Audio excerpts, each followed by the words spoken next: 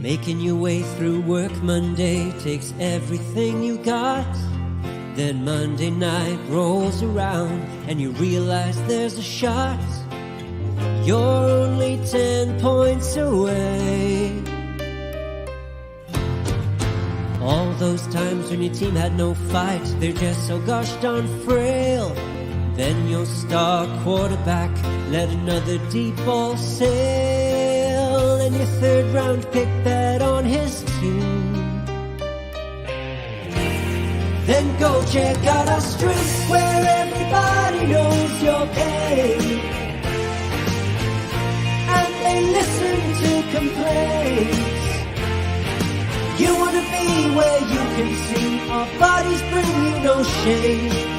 You wanna go where everybody knows your pain.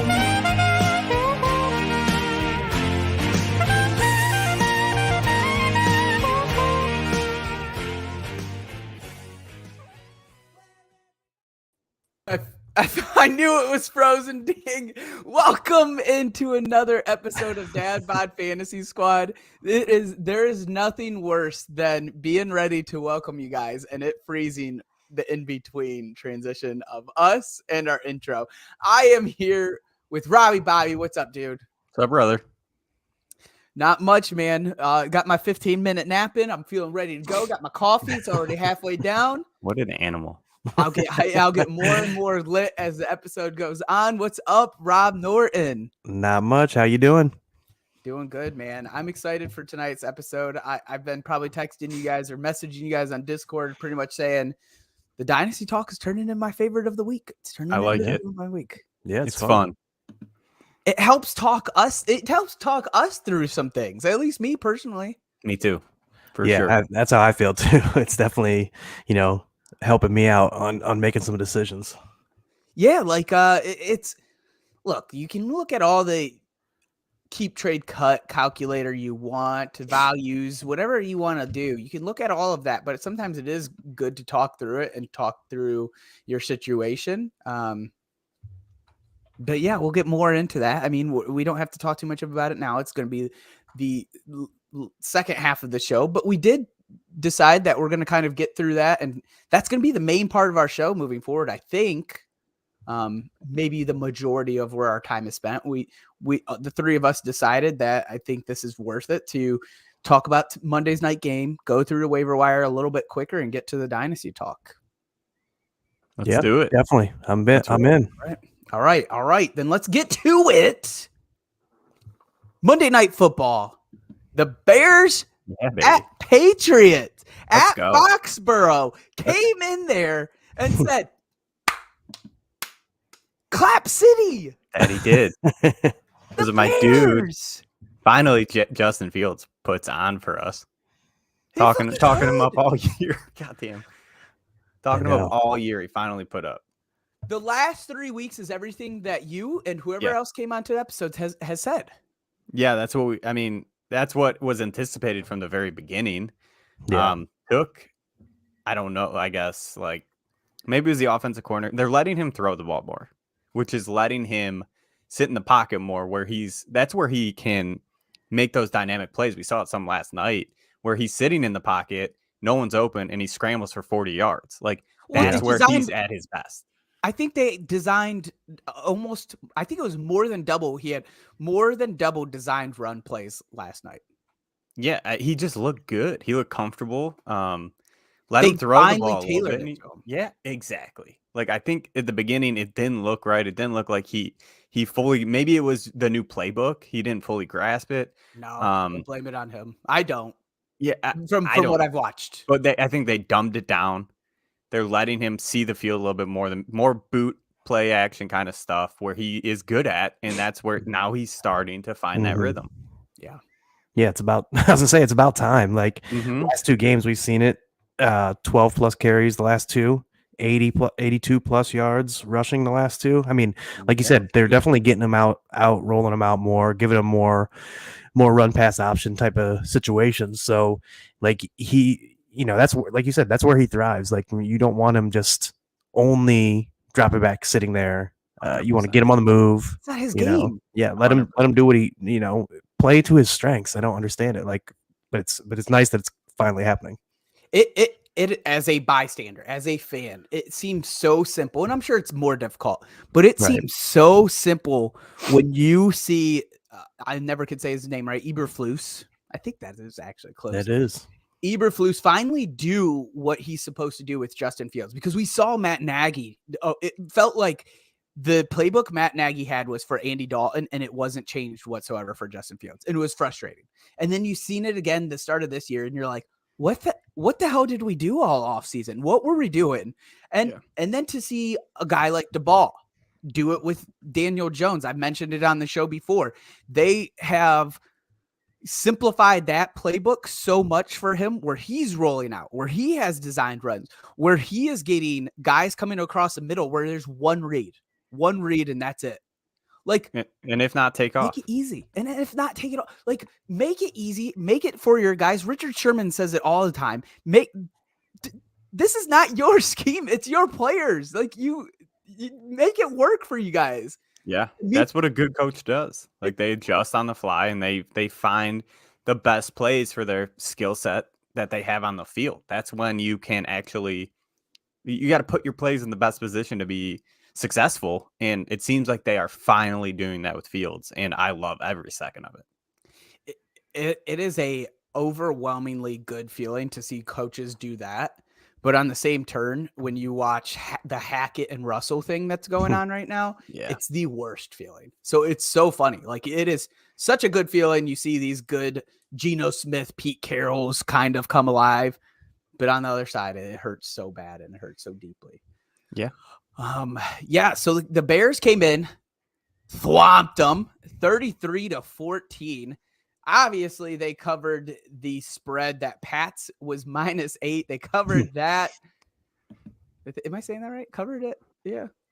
Yep. Over under, they were over. Over under was 39.5. So what is your guys' thoughts on Fields? Is he top 12 the rest of the way? I think he is.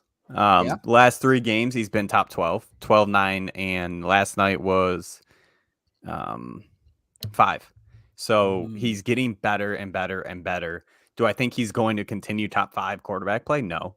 But top 12, I think it's good. Like, I think, I think the floor is 12. Yeah, it's fair. I mean, this is kind of how I felt, like we talked about earlier.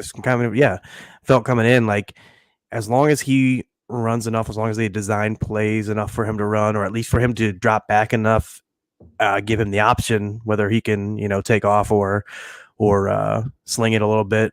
And, if they keep this up, he would be top 12 for me too. Yeah, and the rushing game is helping him. It's opening things up for him. Monty looks good. Khalil Herbert looks good. Everything's and Darnell Mooney's starting to come into play now. Yeah, like if they can get another weapon to step up, maybe Cole Kmet or something like that, I don't see why not. The Bears should right now be shopping for offensive linemen, because if they're going to be 3-4, and if they're going to keep playing, go ahead and buy you something. Buy a receiver. One of the things, both. Like, if you're going to play. Like, get Justin Fields some help. The RB situation that you just touched on, Herbert and Monty. Norton, what do you make of this backfield? Like, this is definitely more of a split than we've ever seen.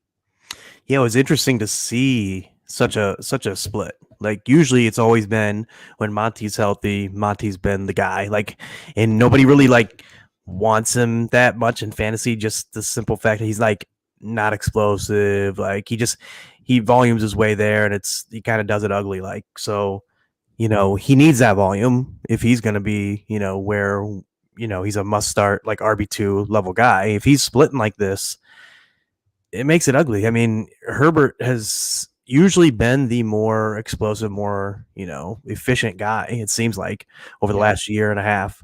And I mean, I don't know, I don't know what to make of it. I don't have a lot of Monty in leagues, because he was kind of after that drop off for me. So it was kind of where I was drafting a lot of wide receivers. And but if I had in spots that I have him, I'd be a little bit worried because like he only had 56% snaps and he had 15 carries and no targets, and Herbert was 41% snaps with 12 carries, 2 targets. So it was near even. Better. Yeah, Herbert truly looked better. yeah, and it was near even. Yeah. So He had one really nice play. Herbert. Yeah. Herbert just looks a lot faster. He also looks like he runs through guys. Monty kind of just, I don't know. Monty's a bowling ball. Not I. I He's would still say that up. Herbert runs a little harder. He's still over 4.5 yards a carry. Like he's still good. Patriots. Is there a QB controversy here? Like literally the whole internet exploded when Bailey Zappi came in, and myself included, it looked like there was an instant spark. And then the game played on. And then it didn't look good. No. Is there is this back to Mac? I don't know. It might be. I think it is. Who knows with Bill Belichick, dude? I know. He doesn't give answers. Yeah, that's the thing. I do think we see Mac again. But man, I don't know. Like I don't know what to think of this. Like it just sure seems like almost like they don't think either is the answer. Right. Just the way it went down, or either that or Mac isn't fully healthy or something. But like, I don't know. I don't know what to make out of it. But I think it doesn't really. To be honest, I don't think it really like changes too much either way, because I don't think either one was making any pass catcher more or less viable than what they needed to be, I guess, or what they were. I mean, there's a quarterback down south that their team doesn't seem to be doing well. They might be calling it quits on this year. I know that they could trade for. So maybe they just send Mac down there. Get some guy named Tom Brady on their team. I don't see that happening, but Thanks, Rob. Wishful thinking. Okay, so I have my belief on this, and we'll hit it quick. The RB situation in the Pats backfield. Whoa. Ramondre taking over? Was this injury related? What's going on? Told your ass. Ramondre season? It's Ramondre season. Game over. Whew. I'm torn on it because I hope it is. I've never been a Damian Harris fan. They've always been hesitant to use Damian Harris as a pass catcher.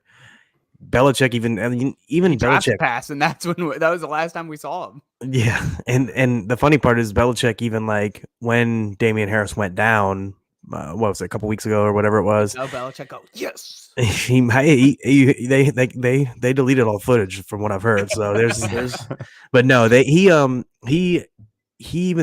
think there was a quote out there that they asked him like, do you have any worry? He's like, no worry whatsoever about Ramondre. Yeah. Like three down back, like stuff like that. And then he's used them like that since. It's just like, it's just like, I mean, you can never really like, I'm always wary of coach speak because, a lot of them are always something to say something, but then to see it like 3 games in a row now. And he's been awesome. I mean, and he was awesome last year when he got full workload. Like, so definitely extremely encouraging. I hope it is. I hope it's this way. I don't trust it yet personally, but like, so I'm very torn because I've been seeing a lot of people like there's so many different takes on whether to like keep riding Ramondre or to sell him now before Harris gets a little bit more healthy, or it's I don't know. I'm torn. I'm sold. I have full belief that Damian Harris is getting traded. Full belief. That's I mean I think that's more viable than even if Harris is on the team moving forward, him being a big impact to Ramondre. Yeah. If that makes sense. Like even if he's there, I still think Ramondre is going to be the guy.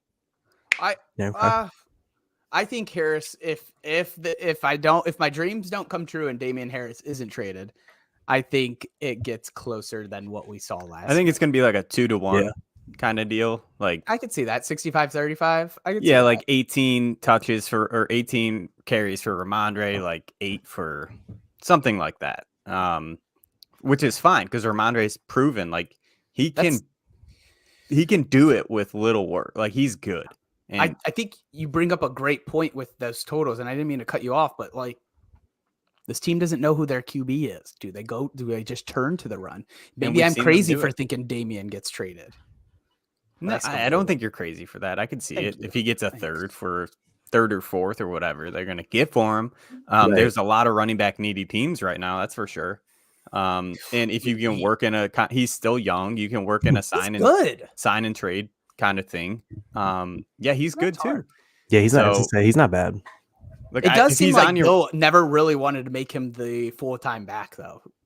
But no, I've always- if he's on your waivers, I'd pick him up and I'd be like play it surprised. out and see what happens. Yeah. If somebody dropped Damian, that's a little bit bold.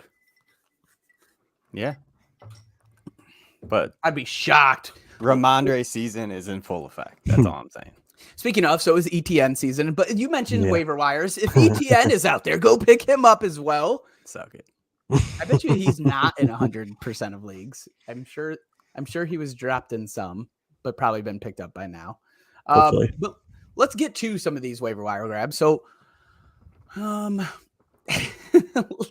love the remark. Let's keep this shortish and sweet. Leave more room for dynasty talk. You guys had to write that, right? Yeah, I put that down. All right. It's funny because I would feel the same. All right, so we got some QBs here. I'm gonna list them off, and let me tell you. And Norton, you tell me which one is your favorite for the week.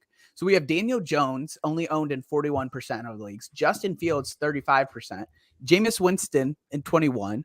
Jared Goff in 56, and Marcus Mariota in 28. Which one out of those guys would you be targeting? I mean, obviously all, but which one are you targeting if you could get, like, who's your priority here? Man, it's a little bit tough for me just because I think Justin Fields, like we already talked about, he's the guy like you'd feel most comfortable with, like long term, I think. But this week my favorite one is Daniel Jones. And the funny part about it is, like, dude, to me, like when I think about it, like Daniel Jones and Fields kind of have had like a similar kind of like up and down situation. Obviously Daniel Jones for longer now, but like, Fields was a guy who like is more known as a passer, but obviously he's very athletic and can run. Daniel Jones is like a guy that's like pretty sneaky athletic and can run.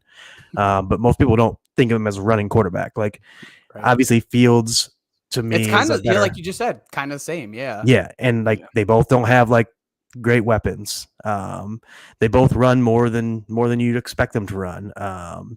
They both have been hyped as sleepers, but really haven't like come through fully yet. And so it's kind of really similar. And like I think both had 80 plus yards and a touchdown on the ground this week too. Yeah. Daniel Jones was QB3. Yeah, he had like 100 plus, I think, on the ground.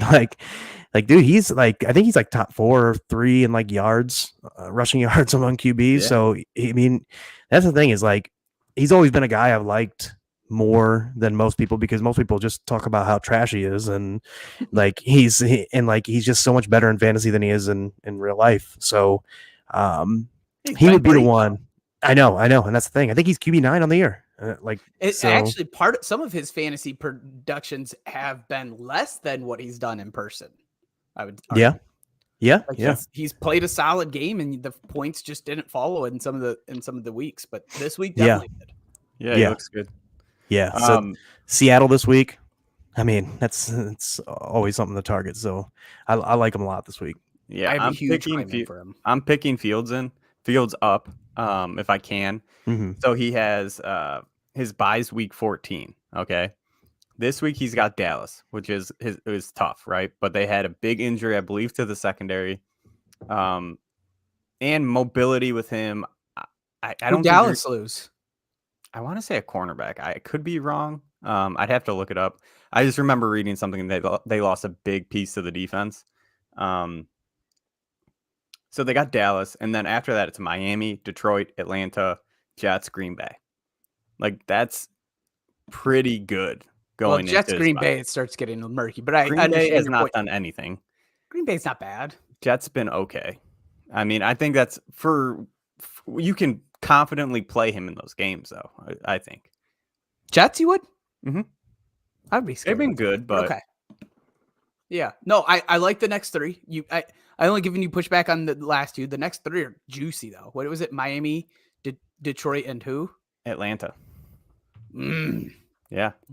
Atlanta's defense is not bad either, but I think they lost their top corner, but I don't know how long. Oh, did they? He's good. AJ Terrell. Yeah. Yeah. So I like Fields like for the long play. I think this week for sure I'm with Daniel Jones. Fields for the long haul. I like both of those. I mean, those would be the top two that I'm looking for. Daniel Jones is the one that I have a huge claim in one of my leagues for. We have Herbert on a bye, and I'm just figuring Herbert hasn't been that great in fantasy this year. Maybe there's a switching here. Been saying it. Who knows?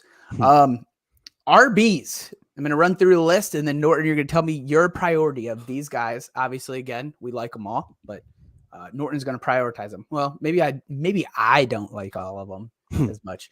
Gus Edwards at 43%.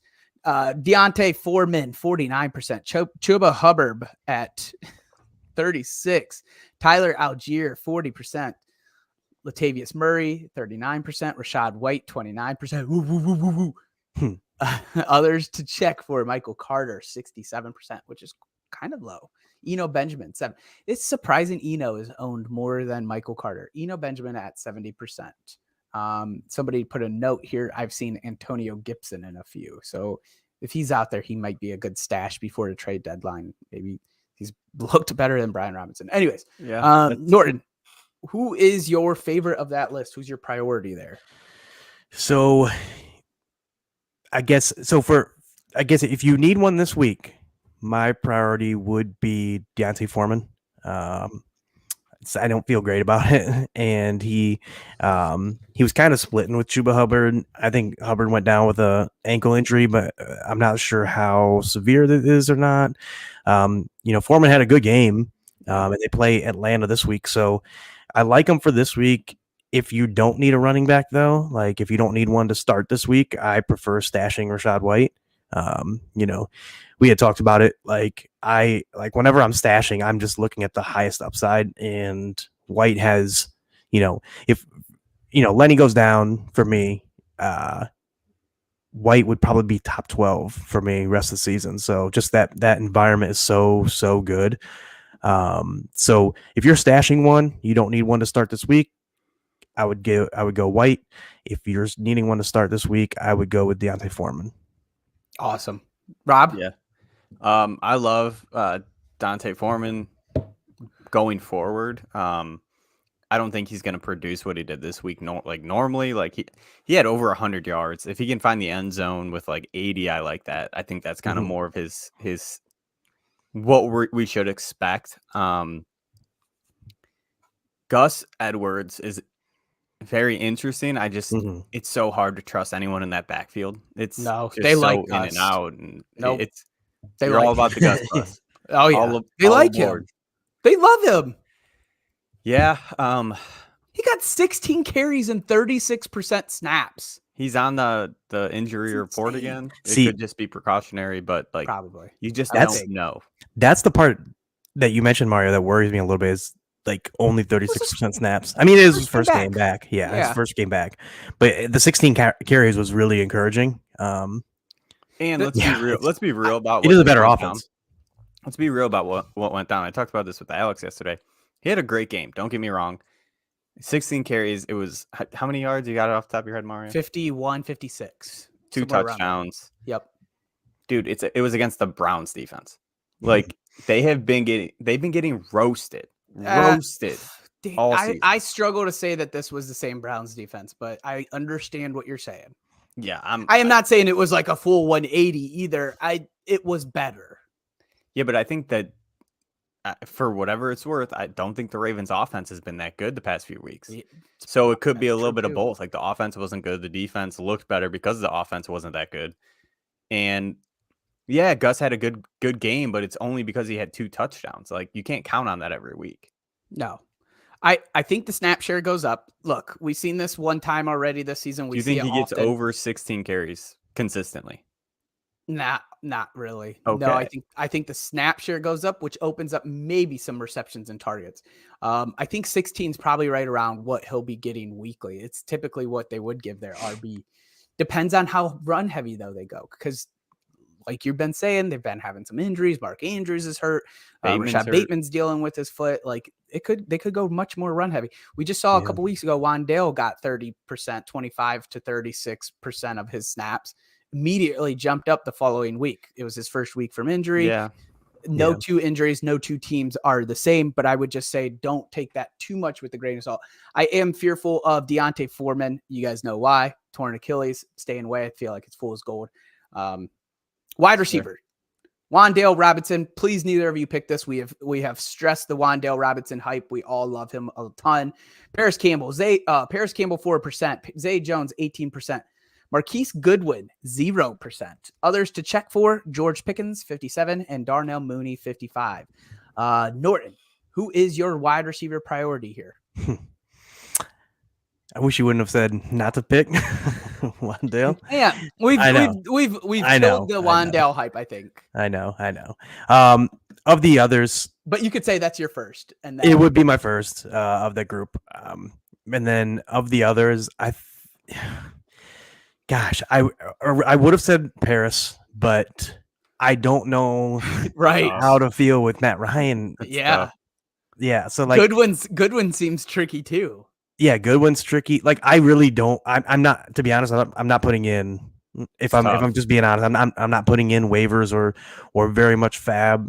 If there's in no like Wandale. any without after Wandale, like the other ones, like they're so tricky because like Zay is up and down, I feel like, all year, and like he'll have these like spike games where he has like 10 or 12 targets all of a sudden, and then like the next week like 3 or 4, like, and it's just like I think he just is what he is. Like he's not a bad player. Like he'll have his weeks, if you get him on the right week when you're filling in for a bye, that's great. But he's a tough one to figure out. And then Goodwin's super athletic. I kind of like. I kind of like him. He's had stretches, and if DK is out for any amount of time, doesn't he get hurt? Could be a while. Yeah, it could be a while. He does. Yeah, and that's the thing. Is like DK's stuff is very. You don't know. Like Rob said, like it could be a while. Like we don't know what. Well, they said he's rehabbing, and they don't need surgery. So to me, that's like okay. It was significant that they were talking surgery. But they're going to try to rehab. They said they're going to try to rehab it too. It's not like, oh, we're just going to rehab it. He'll be fine. It was like, we're going to try to rehab it and see what happens. So to me, that's like, it could be multiple weeks. Yeah. I have Elijah Moore in my league. I see that as a question. He's dropped in my main league. I would never expect to see him there. For me, that's like, I mean, I dropped him in 2 of my leagues. So I had him. And then, once I dropped him, the whole tree demanded a trade. And, this week, Corey Davis got hurt. We don't know the extent of that yet. So I'm interested on him now, especially if Corey Davis is out for a little bit. We might see some connection with Elijah Moore. And I hope. But as a whole, the passing offense on the Jets, they're not doing anything. So like my hopes, if I pick him up, is that he gets traded. Is it going to happen? I don't know. But man, I would love to see him get traded to somewhere that's wide receiver near Green Bay. Yeah, right. Every time. Green Bay did reportedly say that they were looking for a wide receiver that is on their rookie deal. So that would be beautiful. That'd be juicy. Did you see what I agree? Roger I would said? agree with both of you guys. Wandale would be the number one, and then obviously guys like the big names that have not been producing. Elijah Moore, Darnell Mooney could be good. I like stashes Mooney right now.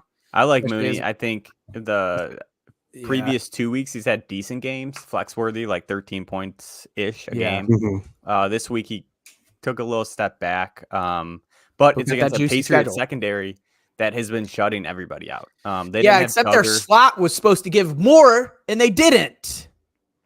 Dude, and he runs out of the slot. Yeah, but yeah, Duggar got hurt.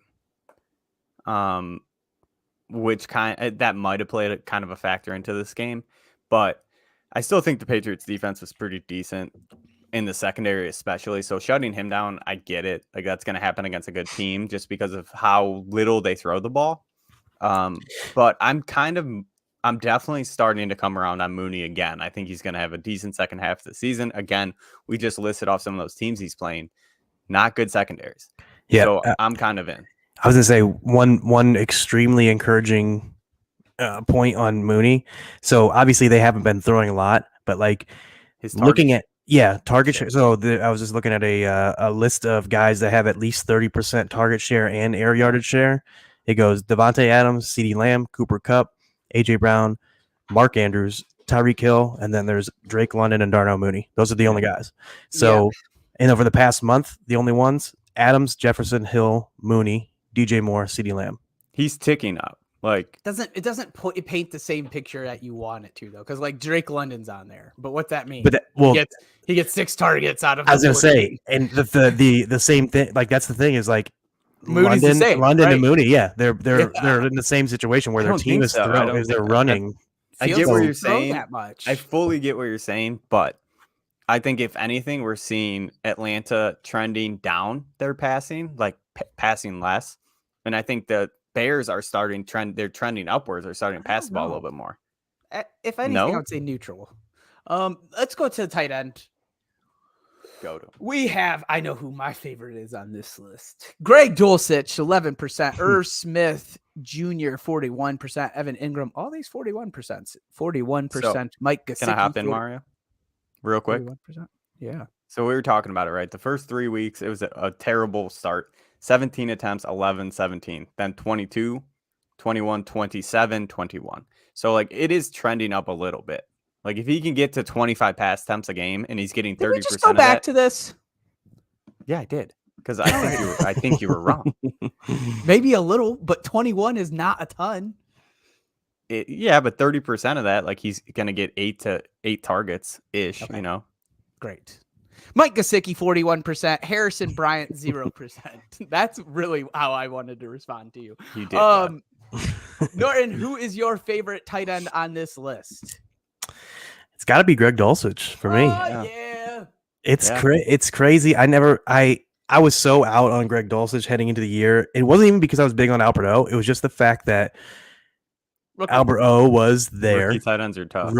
Rookie tight end. Albert O is there, and then obviously before Tim Patrick got hurt, you had Sutton, Judy, Patrick, and Albert O. Like, and people were still kind of hyping Dulcich, and I was like, man, he's going to be worthless. Like, and then obviously Patrick goes down, and then now Albert O is clearly just nothing, and like, dude, he's been awesome. I mean, like in his first, in his games, like he's had a great like route participation. He's had great snap rates. He's had double-digit points both games. I think he had 9 targets this week. So, yeah, I mean, honestly, I would probably, if I was ranking, I don't really do a ton of like rest of season ranks. I kind of just, do it off field, but like he might be borderline top 12 for me at this point. Yeah. Like The target share. Yeah. Well, Like, that's what do why you? he's getting them. I Yeah. don't know how well he's going to do with Russ. Yeah, Just my that's opinion. fair. He did great the first week. He had what? 3 passes, 3 targets. I thought it was 5. Yeah, I I think think he had 3 targets. Like, I just don't think Russ sees the middle of the field well. Like, that's my concern for him. That's why I was kind of out on all the tight ends for Denver. Like, I don't think Russ sees the middle of the field well. So, like, he doesn't throw to the tight end. 3 targets. Yeah, he did have 3 targets. 9 targets from Brett Ripien. So if Ripien's in there, I love him. If Russ is in there, I'm concerned. Is there another guy on this list you'd prefer? Or we ready to talk Dynasty? Mike Gesicki's been trending up a little bit. he has, but man, Harrison Bryant becomes an interesting plug. Yeah, I like Bryant personally, just to keep on moving. Like, I like Bryant without Njoku. I think Brissett has shown that he likes to throw to the tight end. We know that Stefanski likes to use the tight end. He's the only pass catching tight end there. I guess Farrell Brown is there. Is he an interesting option? Maybe, but I think Harrison Bryant will assume that role and be productive enough to play him while Njoku's out. Can we go back to this question? Mm-hmm. Yeah. Kelsey bye is Dulcich a fill-in? I just kind of said it. Like, for me personally, if Russ is playing, I have concerns. I just don't think Russ likes to use his tight end. I would probably go Evan Ingram's interesting to me if he's there. Like he's starting to get a good amount of target share in that offense. But I still like Harrison Bryant. I think he's going to get a good amount of targets. See, for me, this week, I'd prefer Irv. Who are they playing this week? Arizona. Okay, and it's a nice matchup, and they're playing in a dome because they're playing in Minnesota, and they're playing like Arizona is obviously a team that can put up points too and push the pace. So it could be they could be passing more than usual. Yeah. So like Irv, I think I'd prefer. I will say though, like obviously if you didn't have Kelsey, I'd probably prefer to just pick up Dulcich and see what happens because I do think he's got possibly more upside the rest of the way. Yeah. Just kind of as an unknown. But in that situation $5, what would you spend on Dulcich percentage wise of their total fab? In this situation, 7-0, and you have Kelsey, 2-5. Not a lot. Yeah. He's got 2 teams. I'm assuming both. 7. Yeah. 2-5 in one, 7-0 in Yahoo. Do you like Dulcich as a bye week replacement for Kelsey? I assume both teams. Okay, so if you're in the 2-5 situation, definitely would spend more because you need the win now. But I would prefer. Would you go Irv Smith there? I would go Irv though. Yeah. Like I'd go Irv. He does have Kelsey for long term on both. Right. Yeah. So although Dulcich could be a trading piece. You got a week left. Like. Do you? Yeah. For most trades, you're saying, yeah. Yeah. They all end on week 8. It's coming up. I mean, not 9. all leagues. You can kind of adjust it, but it's coming up. Week 8, week 9. That's about when it's over. Get to moving. Yeah. So Irv for this week. Maybe. I mean, you could pick up. You might be right, Mario. Like if you pick Dulcich up this week and he has another really nice game and you have Kelsey, you can trade him away to a tight end needy team for a piece, like a bye week fill-in kind of guy. Those are my favorite type of moves. Like, let me get these assets. I'll flip them. I don't care. I don't care if I have 20 RBs on my five person bench. No, I get me too. I'm the same way. I've been stockpiling all these. I picked up Dante Foreman once I heard that's CMC got all that stuff. Yeah, I got you. Sorry, I was ranting. No, I was doing that for the Deontay Foreman. I figured that's Irv Smith. Oh, you can trade him. Like this would be the week to trade him, right? That's what I'm trying to do. That's what I've already sent out a ton of offers in like every league. That permed. Is this permed? Do I got permed hair? Permed isn't that curly? I thought permed was curly. I don't know. Keep on moving. I don't really. I can't really tell you. So. Oh, he did the Mahomes Kelsey stack. All right, so let's talk about the value. So we're into Dynasty now, and we're going to talk about the value of some of. I wanted to really get your guys' thoughts on RBs that. Oh shit! I was big what? Yeah. Big mood. That makes much more sense. The value of some of the RBs that like aren't playing this year. So Javonte Williams, Breece Hall, maybe J.K. Dobbins. Where are we falling with those? Breece Hall just became a huge target for teams that are like, you know what? I'm okay with Washington this year, even though we never play like that, Norton. Robbie sure does this way. Like what? He's always playing. He's always he's got that Cleveland mentality. Damn, I'm still laughing about that joke about the permed hair. Fucking, I should have known. It's freaking Weird Al Yankovic. That's true. Anyways, so like, let's start with Breece Hall. Maybe we get into some Javonte, but like, I think Breece Hall is the most relevant. It's the most recent. Like, what would you do to go get him right now? Whoever wants to start can start. Yeah. So what I can say for me personally, we talked about this last week. If out of these 3 for me, the person I'm targeting would be JK. I think we've seen it. Breece Hall, ACL, Javonte, ACL. I think next year they're not going to have great years. Like it sucks to say it because they're both great players, but we see it time and again. Like it takes a full year plus them playing a season They're not going to be great. Like Saquon Barkley, he's probably going to have a rough year next year. Then like next year, I'm going to trade for Breece Hall and Javonte. Like that's how I'd play that. And that's more of how I would play it too. It's like, because I mean, you guys know I don't really like to mess with guys that are under a year removed, and so obviously both of these guys are going to be under a year removed, and Javonte's seemed more serious. Think larger. I know. We're a dynasty. We're not playing to win this year. I just gave you my long-term view. That's exactly what I would do is go for JK. Okay. Go for JK now. If my team's fucked, right? Sorry. My team's messed up. Like I'm going for JK right now, thinking he's going to have a good season next year, coming on his second season off the ACL. Then next year, I'm hoping Javonte or Breece or both have bad seasons and I can trade for them next year. Okay.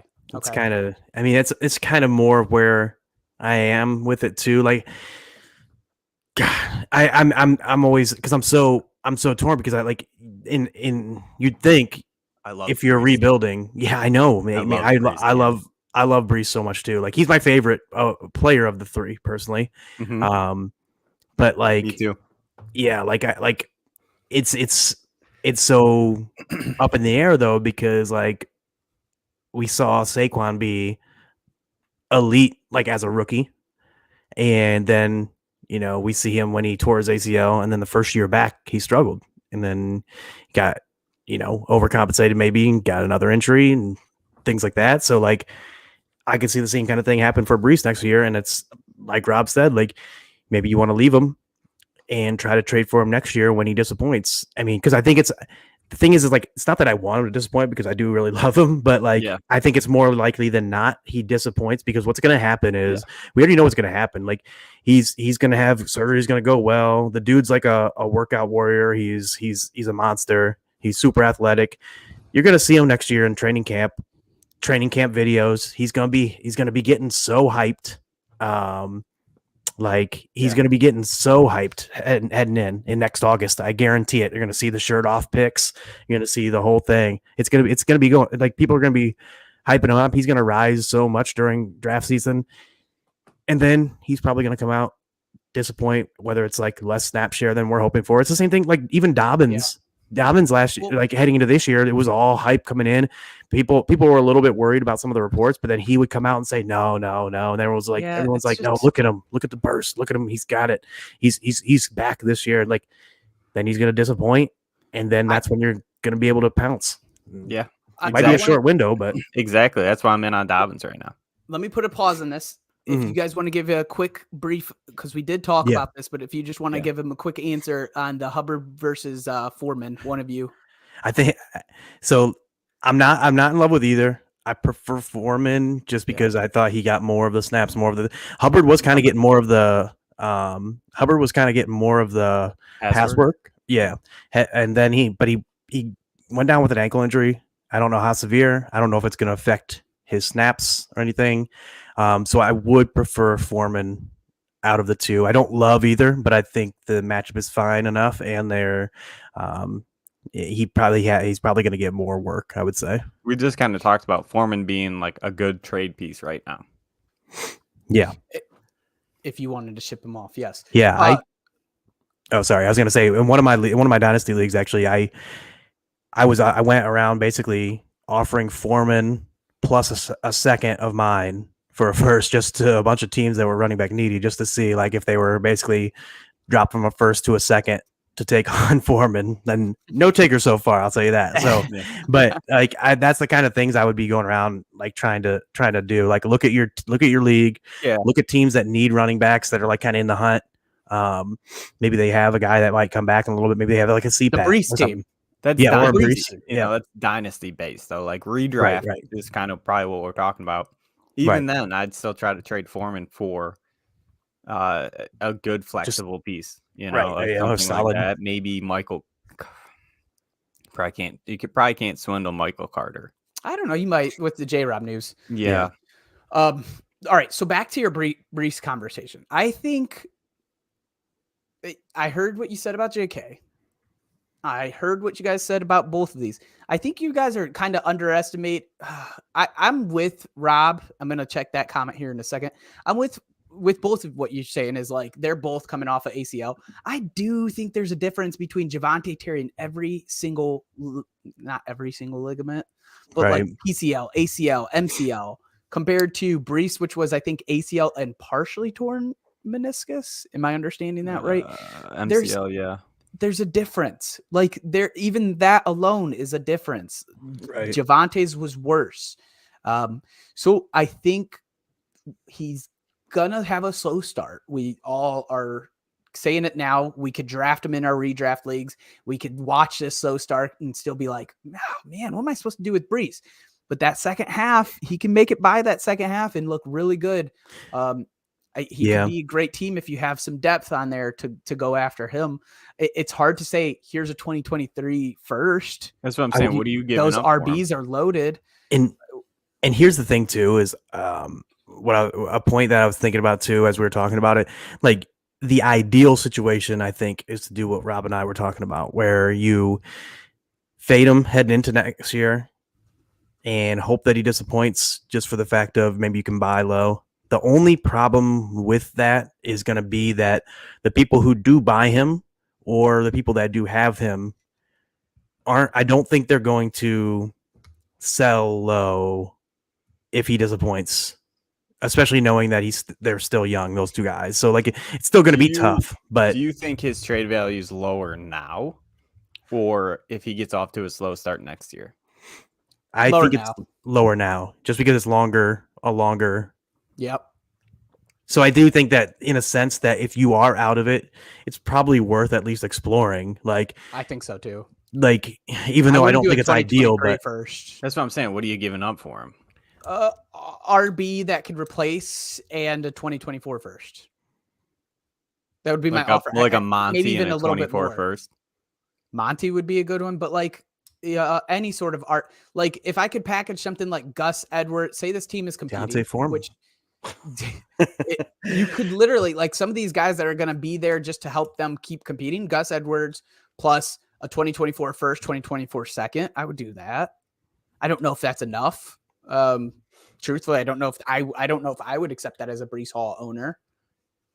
I'm trying to think of other RBs that are kind of relevant right now. Like Benjamin, Herbert. I don't know how much has left. That's the thing. Like you'd still have to give up a decently valuable running back. That's why Monty came to mind, because Monty's probably a good one. If you're not competing, Joe Mixon in a 24 first, that's a great offer, I think. If you're not competing. And I think if I was the person competing, I'd take that. I think you would. I think you would have to. I think you would feel pushed into a corner. It's funny. I have Brees in a couple teams that I'm competing. I might have to go out and see if I can get. Because like Mixon's just the right age where you're like, we should be good for 2 more years here, and then also you're probably getting Mixon plus. I think Brees is still. I think he was just bumped down to RB4, but he was just the other week RB1 in Dynasty. Yeah, people were talking about him as the 1.01 in redraft next year. I saw that. And I saw people, and obviously, like people were clearly at that point saying RB1 in Dynasty. So, I had 2 of my keeper leagues, and like I got him in the 6th or something like that, and I was like, I hell yeah! All this year, I feel bad about it too. Yeah, I had him in 2 of my keeper leagues. I was like, this is going to be perfect next year. I got my RB1 in the 6th round. And then that happens. Yeah, so like I think there's a good strategy. I think all of these, I'm not as sold as both of you kind of are on JK. Well, I'm not. Like that's like why like when I think you can get him for dirt right now. I don't know, man. Like the JK guys love JK. Like if they own JK, they love JK. They I think you can get him real cheap right now. What's real cheap? Like a Deontay Foreman in a second. Like I think you can swindle that. If they're playing. I don't think so. They would have to be desperate. Yeah. I mean, if they're playing for the playoffs and it's gotta be a casual league. Okay. Ain't no way I'm taking Dante Foreman for JK. Gus Edwards in a second. That would feel like, what is the phrase? Robbing Peter to pay Paul. Yeah. It would That's feel what that so would feel weird, like. dude. You're like, oh, let me get the JK replacement until he comes back. Yeah. But he's Then not, I'm screwed I don't again. think he's coming back till next year. Like, I don't think he's going to play this year. I don't either, but I don't know if like the Ravens even believe that. I don't know. Yeah, I don't I know. don't I've never loved just it's not that I haven't loved JK. It's just I don't love the Ravens situation and for running backs. Yeah.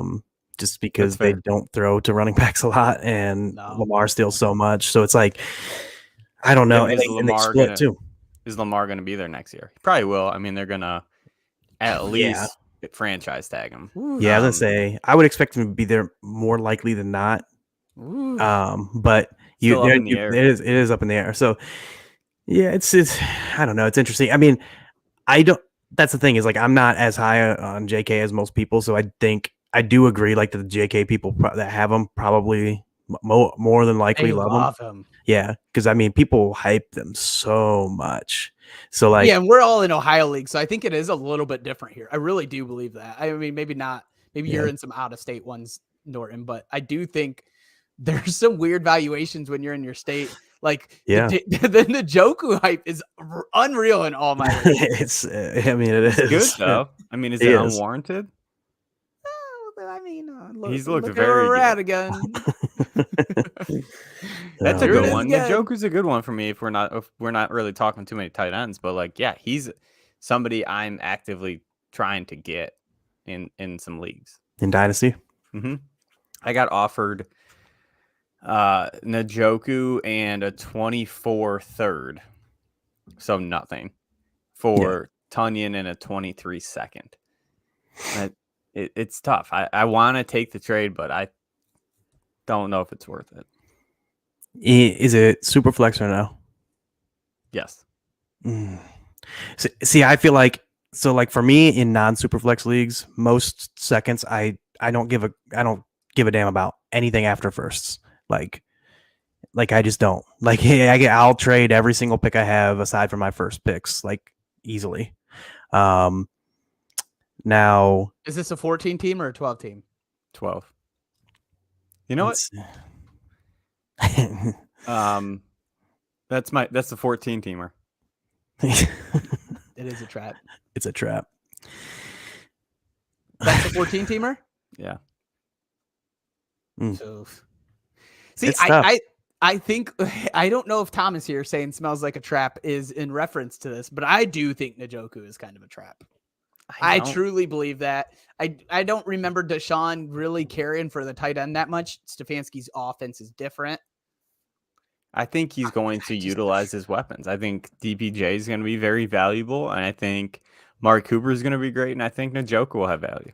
I was going to say, Mario, top 5? Probably not, but do you think that Deshaun's return like would hurt Njoku, or do you think just like would it hurt? Are you thinking it will hurt Njoku from a target share standpoint, and then because it should clearly benefit from just an overall offensive environment standpoint? I think they throw the ball a lot more. Touchdowns more.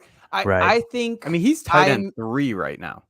And no, are you talking about Dynasty rankings? No, I'm talking about this year's tight end points. Yeah, for real. I think he's looking at tight end premium, probably. I am not looking at tight end premium. I'm looking at PPR tight ends. His last, since week 3, he was tight end 2, 11, 6, 17, 5. He's tight end 3 overall. No, I don't see where he's tight end 3. I do see him as tight end 4, which is higher than I thought. He's behind Ertz, Andrews, and Kelsey. I do have him behind Ertz. I have him ahead of Ertz on this for whatever reason. I'm on PFF. Maybe it's half. Ertz just had 6.1, which they may have not. Maybe it is half. This is PPR. No, this is PPR. So either way, 3 or 4, which is higher than I thought.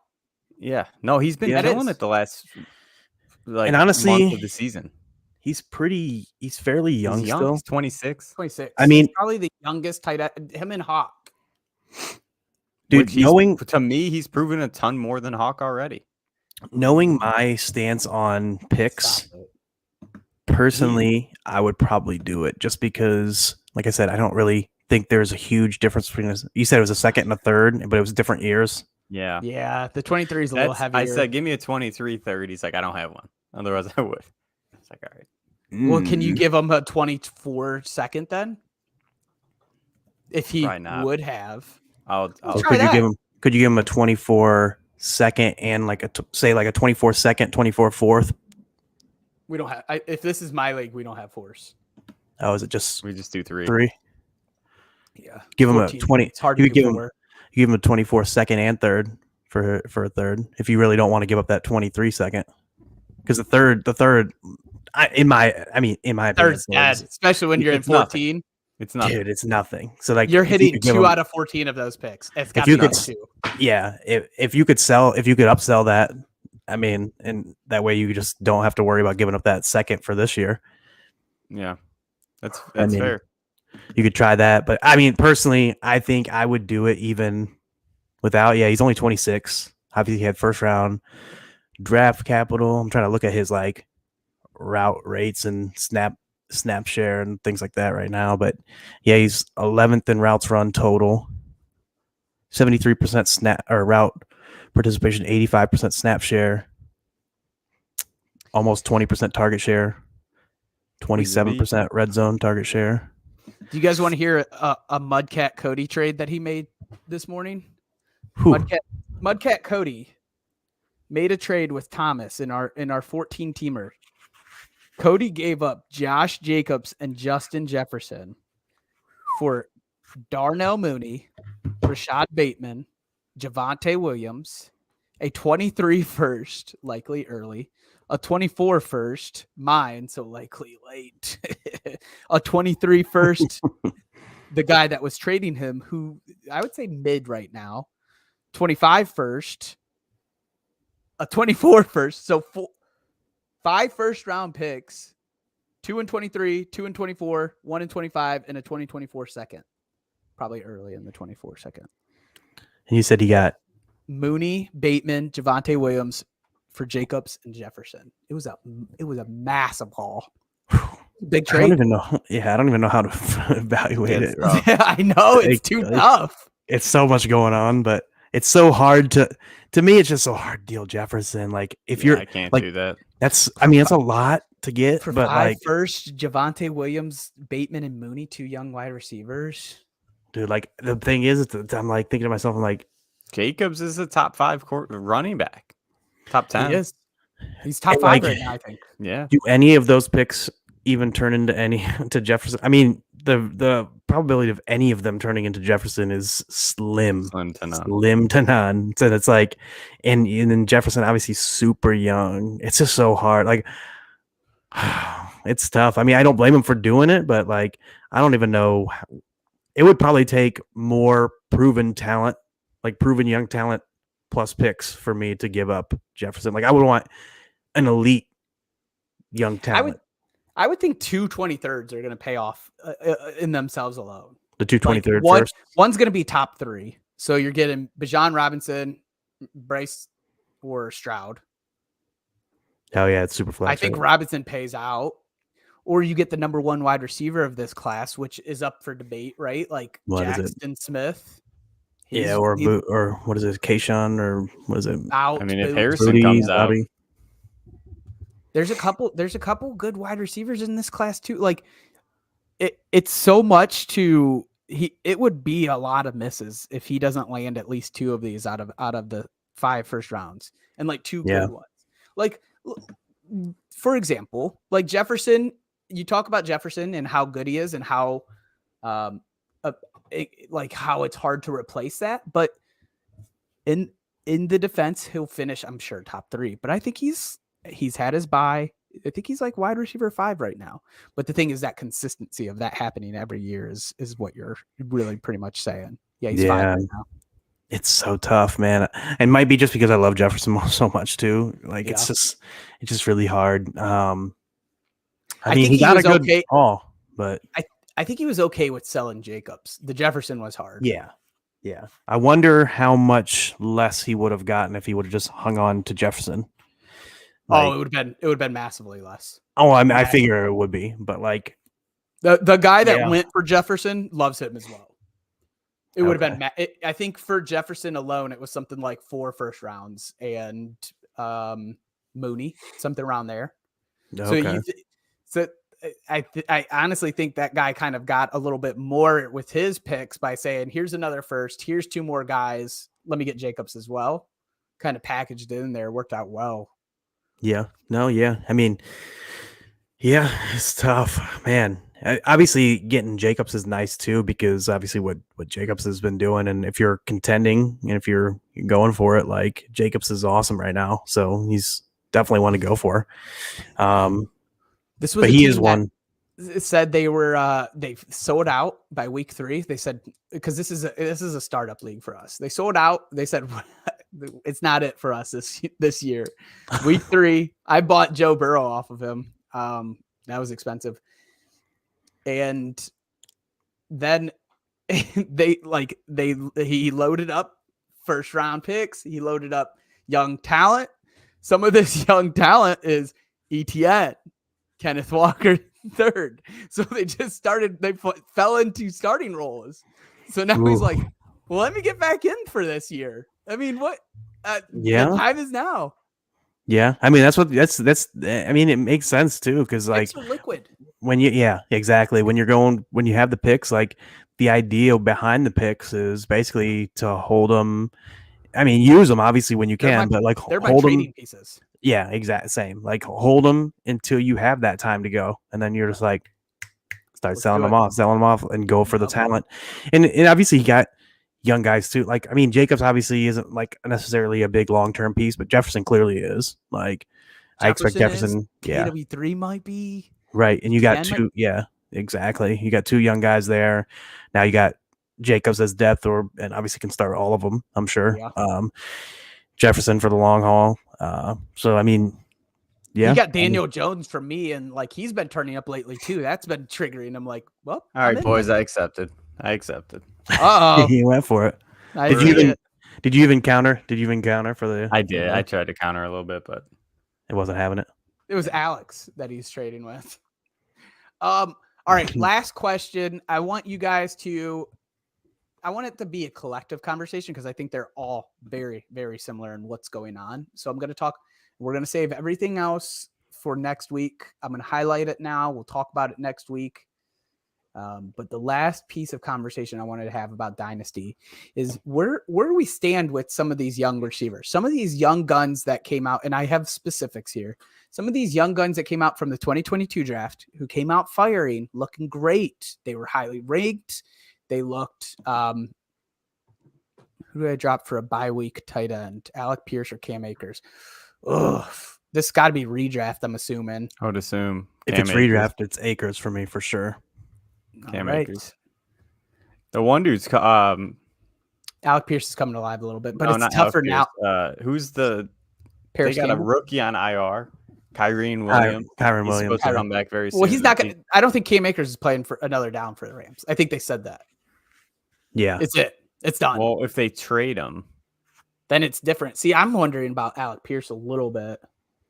Keeper. What is the keeper like format? I would say, because if it's obviously keeper format's so much depending on much.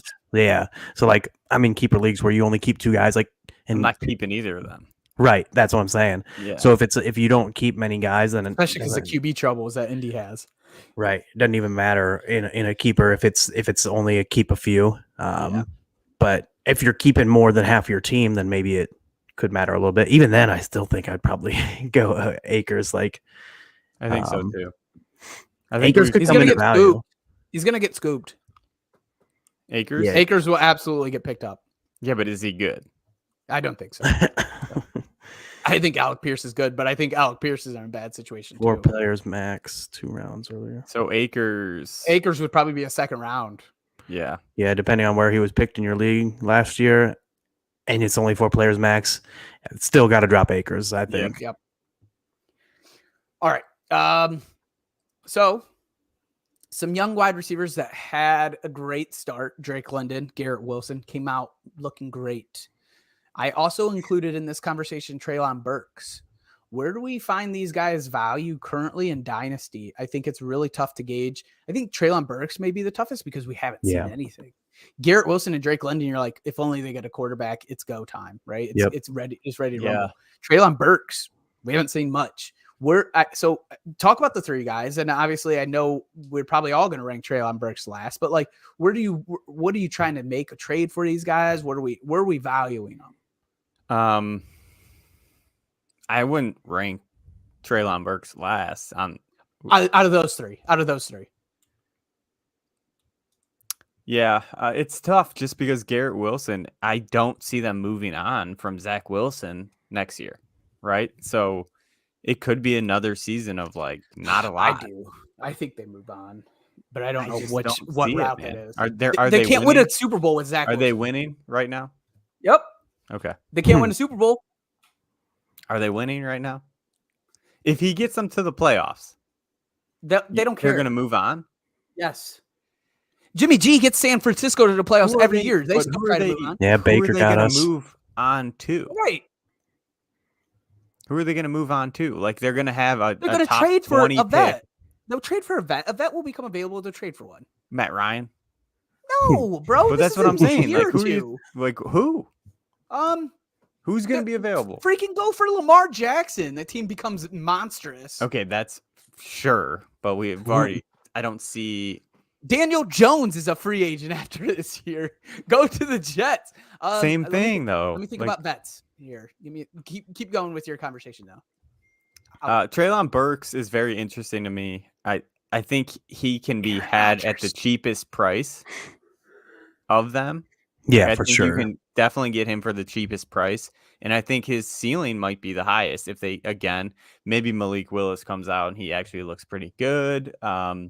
Or maybe they just kind of shit the bed the rest of the season and they get a very good pick and they go for a quarterback. I think they're way more inclined, them and Atlanta are way more inclined to moving on to a better quarterback than the Jets are.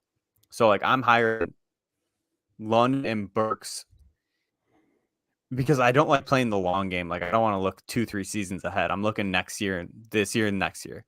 So like for me next year and next year, like Garrett Wilson's probably the bottom for that reason is just because I think it's going to be very similar to this season. It's tough for me. I don't know if it's just the fact that like coming in, I had them ahead and the fact that what we've seen, I still like, it's almost confirmation bias for me that it's still like that. But I had like London, London one. Yeah, London 1, Wilson 2, personally. And so, like, I still love both those guys because we've seen the flashes of what they can do. I just put this together. I photoshopped what Geno Smith would look like in a Jets jersey. It looks good. Yeah, so he's a free agent after this year. Is he? Yeah, signed a 1-year deal. Yep. But Geno could. We're in there. He might just I just photoshopped this because, it could happen. I would love it, dude. I would love it if he went back and just enabled Garrett Wilson. So he's so great. Never. It's not something I ever thought I would be saying in 2022. Is Geno Smith get him to places where he can enable wide receivers that we want? but yeah, I don't know. I mean, I don't know. I still like. I'm of the mindset that if I would be trying to buy any of these three guys personally. If I'm looking towards next year, if I'm already kind of out of it, they're all three elite draft capital wide receivers.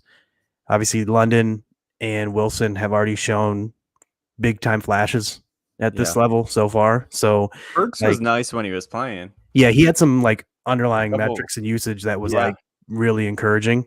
Mm-hmm.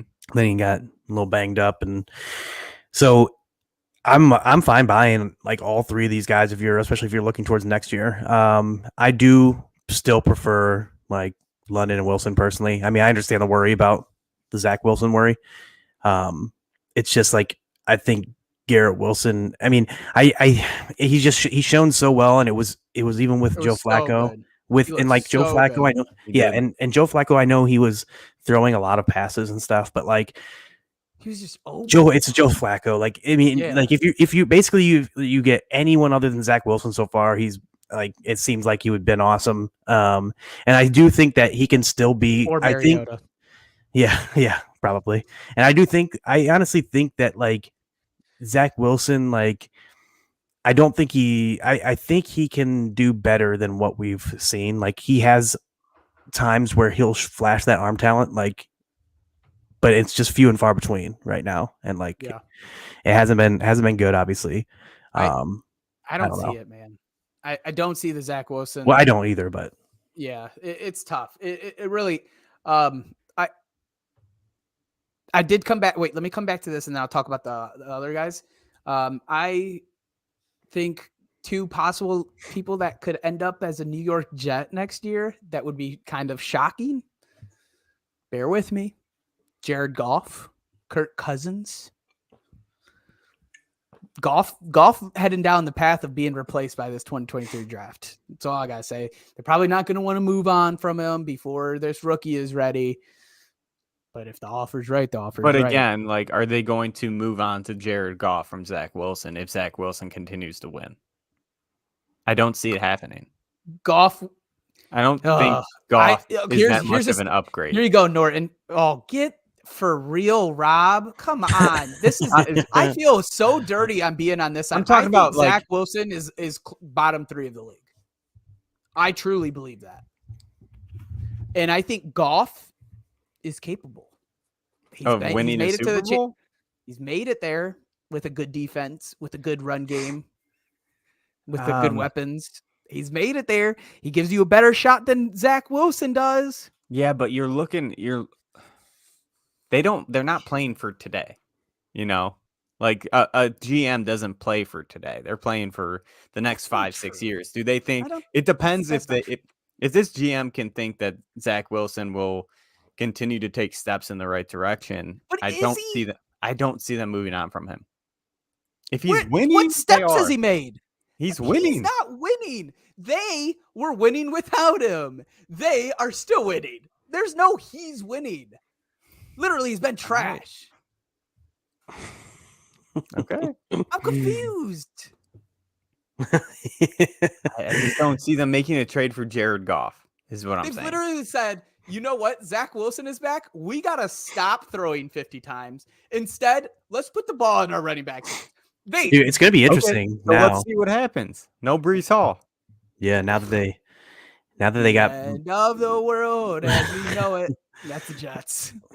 So go to Joe Flacco. It's like, if they yank the cord and go to Joe Flacco this season, I'm all with you, dude. Like, give me Mike White back. Give me Mike. I want Flacco so bad. Honestly, I love Garrett Wilson, so I loved what he was doing. But Thomas said he dropped Garrett Wilson. He's sitting in for 3 weeks. He's sitting on the on the waivers and keeper league. That's kind of crazy. I would probably stash Wilson. I mean, yeah, depending on where you drafted him, it sounded like, because obviously it was 2 rounds earlier than last year for him. Right. We do a similar thing. Like we used to do like a round earlier or something than last year. And so, yeah, I mean, I have Garrett Wilson in a league like that as well. And I've been hanging on to him just because on my bench, I mean, it's deeper benches, so I'm like hanging on because I got him late. And so, yeah, the last question, and then we'll wrap it up and make it quick. Put together a package of what you would offer for any of those 30 wide receivers. You guys have one in mind?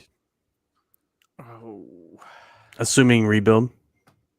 Depends on the other team's needs, right? Yeah, like I think the only way you can make a trade for any of the guys we've really talked about, you're probably playing for next year, right? Which is, again, not advice that we typically would say. We want to go for wins. We try to. We'll sell out. I'll sell out. Norton will sell out. Rob will stay idle. So like we do those. We do those sort of things in our dynasty. So we don't really make these trades. But like I can see the appeal once I am out, and our trade deadline's a little later, even though some leagues don't have trade deadlines in Dynasty. We did put one on. I see the appeal of trying to get one of these guys. If these teams are competing, they're like, I can't hold this anymore. I need somebody to help me win. Yeah, because I am like that. Like I sell out. I'll go for it. I have no problem trading picks, but I'm also. What would you sell out for? Maybe that's the question we need to be asking ourselves. You have Garrett Wilson on your bench right now. You're absolutely competing for this ship. What would you take? I mean, if they, I would. I mean, I guess it would depend on needs too. But like, you know, Say if you I want a needed better wide receiver. If I wanted a better wide receiver, Yep. What would it cost? whew, He's your flex wide receiver. So yeah, he's my I flex. guess That's what I was thinking. Be I was a like, running back, but like if we're a flex wide receiver, we're targeting flex wide receiver again. I would say I'm trying to just look down a list here and see like how far down I Robbie, would you go. can answer this too. If you have Garrett Wilson, you're competing for this year. What would you take as Here's an interesting one. receiver?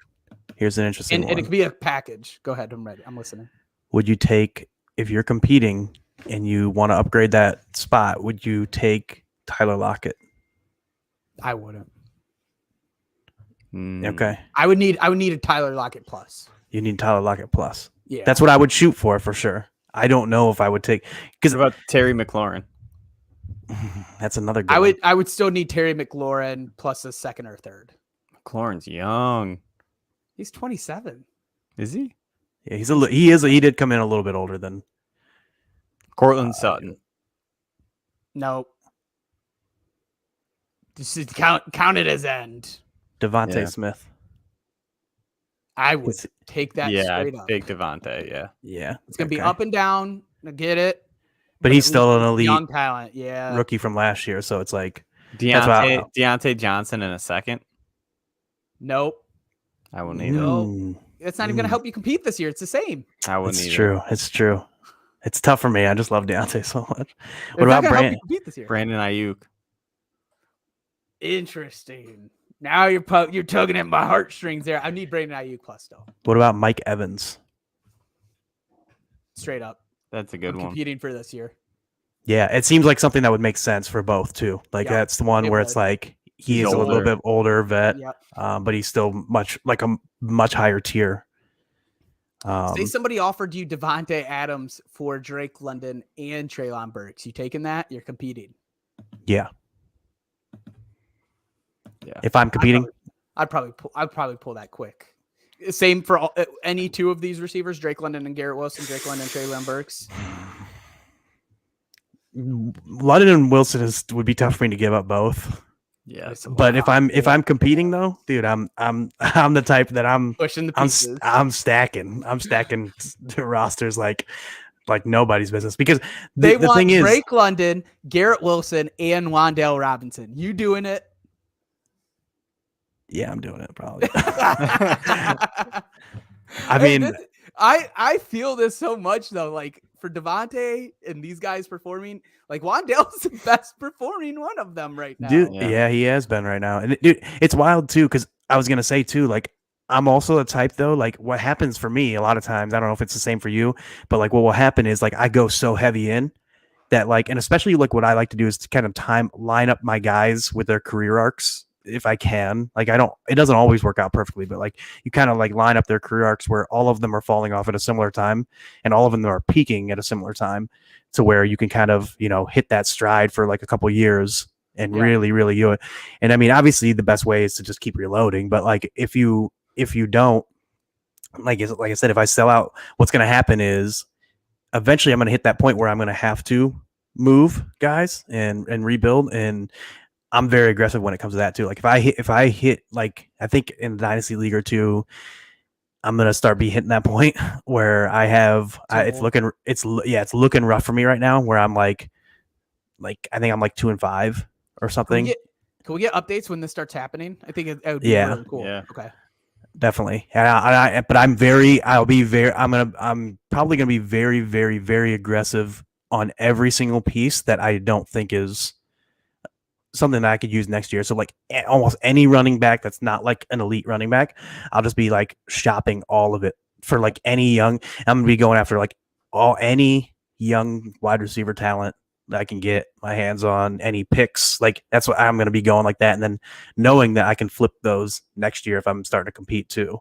Like these are the kind of things that I look for. The RBs, is there an age that you typically go? Oh, we'll hop off after this one. I'm going to get the outro playing. Is there an age that you typically go for? Or is it just like Josh Jacobs, I think is a great example. He's young RB, but like we don't even know his situation next year. Right. He'd be more for me if I was contending, but I would be selling him if I was looking towards next year, especially because he's peaking so much right now. Like I don't know if his value is so high right now. Right. And if I'm not feeling like I'm going to compete the rest of the year, he would be a perfect sell for me because I could get a ton back for him. Would you take like two of those receivers for Jacobs? Yeah, I would in a second, just because the receivers have longevity. Right. And that's what I'm saying. Like, that's what I'd be looking like something like that to do. Because I don't really care about, like, if I'm not going to compete this year, I don't really care about like having to get like running back, or like, I'm just looking to load talent up for the following years. I am curious on what Josh Jacobs, I know I said I was about to play his value may be the closest to the highest it's ever been on Keep Trade Cut. So I wanted to check that real quick if I could. I figured it had to been. I mean, he's almost never had this kind of usage and stretch. Let's see. In 2020, in November of 2020, he was RB5. I think that's the highest it's ever been. Right now, he is RB11. So he's getting closer. Like, you should see the peak. Do you want me to share my screen real quick? Yeah, go ahead. I think it's pretty cool. Too bad. I messed up. Boo. Is this big enough? Right here, he's about RB5. Drastically drops towards the end of the year in December. I think he got hurt that year, if I remember correctly. Or maybe he just started playing bad. Super dropped in March. Don't know why. New faces coming in, I guess, in 2021. But look at it peaking, man. Look at that rise. Oof. Went from RB. This was September 24th. Went from like RB 30 to RB 11. That's in 1 month. Dude, he was Dynasty value. Because it was basically like, because this is his 5th year, right? I think it's his 4th year. Fourth, maybe. Okay, so then it's been his 5th year. Okay, that's right. So it's been 3 straight years of just like seeing him like get hyped heading in and never picking up the pass game work. Like, and then finally it happened this year. Like, I mean, admittedly I was down on him, and it was just because like every year there was talk about him. There was every year was talk about him. This is the year he's going to get the pass work. He's going to do this. He's going to do. He's a workhorse. Look at him. Look at the underlying metrics. Look at all this. And it's like then he was a game script touchdown dependent running back year in and year out. It was awesome in games they won. He was horrible in games they lost. And then this year he's just awesome. Like, it's been awesome. So I think that's what happened basically. Why it cratered then peaked. I agree, dude. It's been pretty wild to see that rise. Love the chat, boys. Good Dynasty time. Robbie's definitely. No, I'm looking at my trades. Sorry. Now I'm in trade talk mode. I feel burning up. You hear me? Out. Go ahead. You're good. Good. If you're not already following us on Twitter, follow us at DadBodFS. If you're not following Rob Norton, follow him at Norton0723. Check out us on YouTube, DadBod Fantasy Squad, Twitch, Facebook, DadBod Fantasy Squad. We'll be posting the recording to Spotify, Apple Podcasts, Google Podcasts, and Robbie. All the major streaming platforms. For myself, for Norton, for Rob. Peace.